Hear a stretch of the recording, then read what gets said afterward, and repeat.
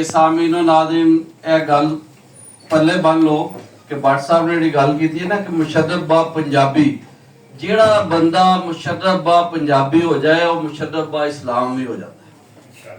ਉਹਦਾ ਇਸਲਾਮ ਪੱਕਾ ਤੇ ਪੀੜਾ ਹੋ ਜਾਂਦਾ। ਕਿੰਜ ਮੀਆਂ ਮੁਹੰਮਦ ਬਖਸ਼ ਸਾਹਿਬ ਕੀ ਫਰਮਾਉਂਦੇ ਨੇ, ਰਸਤਾ ਛੋੜ ਨਬੀ ਦਾ ਟੁਰਿਆ ਕੋਈ ਨਾ ਮੰਜ਼ਿਲ ਪੁੱਗਦਾ, ਜੇ ਲੱਖ ਮਿਹਨਤ ਐਵੇਂ ਕਰੀਏ ਕੱਲਰ ਕੋਲ ਨਾ ਉਗਦਾ।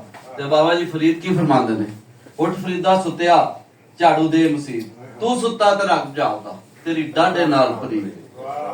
ਤੇ ਜਿਹੜੀ ਪ੍ਰੀਤ ਇਨਸਾਨੀਅਤ ਦੀ ਉਹਦੇ ਵੱਲ ਨਾਲੋਂ ਕਿਸ ਤਰ੍ਹਾਂ ਸਮਝਾਉਂਦੇ ਨੇ, ਦੇਖੋ ਆਂਦੇ ਨੇ ਫਰੀਦਾ ਐਸਾ ਹੋ ਰਹੋ ਜਿਵੇਂ ਕੱਖ ਮਸੀਤ, ਪੈਰਾਂ ਹੇਠ ਲਤਾੜੀਏ ਪਰ ਨਾ ਛੱਡਦੇ ਪ੍ਰੀਤ। ਤੇ ਸੋ ਇਹ ਵੇ ਕਿ ਪੰਜਾਬੀ ਸਾਰਾ ਕੁਝ ਏ।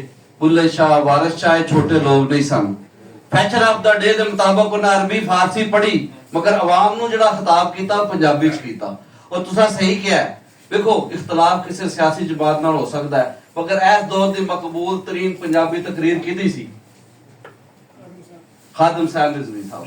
कराची च बैठे ने, इस्लामाबाद च बैठे ने, पेशावर च बैठे ने, और इस्लामाबाद दे मॉडर्न सिटी च बैठ के उन्होंने तकरीर किहदे च कीती है? पंजाबी च कीती है। लोकां सुनी है, सराया।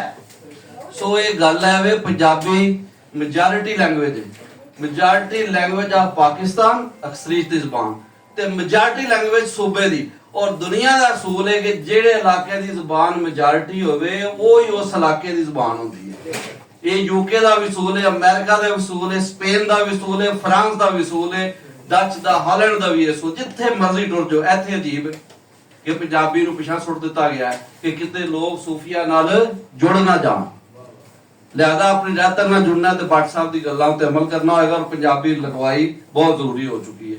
अगली तकरीर लई मैं सद्दा देआंगा जनाब